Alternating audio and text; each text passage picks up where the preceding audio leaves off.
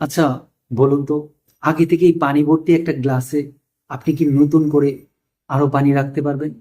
অবশ্যই পানিটা উপচে পড়ে যাবে, অপচয় হবে, তাই না? ঠিক তেমনি অন্যের দেয়া কষ্ট, কটু কথা, আঘাত, প্রতারণা, কারো প্রতি হিংসা, ক্ষোভ, অহংকার, এগুলো দিয়ে আমাদের হৃদয়টা পরিপূর্ণ করে রেখেছে। এই জন্যই আমাদের মনে নতুন করে আনন্দ, শান্তি, ভালোবাসা, আবেগ জায়গা পায় না। আপনি যেদিন হৃদয়টাকে খালি করতে পারবেন, সেদিন আপনি সত্যিকারের শান্তি উপলব্ধি করতে পারবেন। ধরেন আপনাকে কেউ খারাপ ভাষায় গালিগালাজ করেছে, আঘাত করেছে, প্রতারণা করেছে। সে হয়তো বলে গিয়ে আনন্দে ঘুমাতে পারছে, কিন্তু আপনি ঘুমানোর আগে তার কথা চিন্তা করে ঘুমাচ্ছেন। সকালে উঠে তার মুখটা যখন দেখেন, আপনার নিজের অজান্তেই আপনার মেজাজ খিটখিটে হয়ে যায়।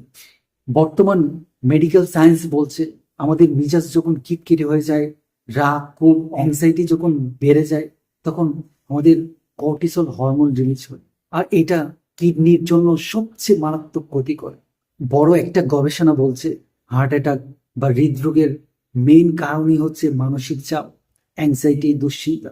আপনি যদি সত্যিকারের শান্তি উপলব্ধি করতে চান, তাহলে আপনার শত্রুকে নাম উল্লেখ করে করে ক্ষমা করতে করতে ঘুমান, তার জন্য দোয়া করতে করতে ঘুমান। আমাদের প্রিয় রাসূল সাল্লাল্লাহু আলাইহি ওয়াসাল্লাম প্রতিদিন ঘুমানোর আগে সবাইকে ক্ষমা করে দিতেন। আল্লাহ নিজেও বলেছেন, তুমি যখন মানুষকে ক্ষমা করে দিবে, আমিও তোমাকে ক্ষমা করে দিবে।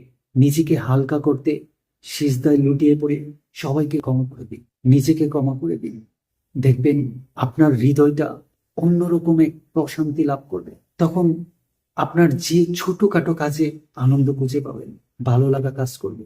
সবচেয়ে সাহসী হলো সে, যে তার শত্রুকে ক্ষমা করতে পারে।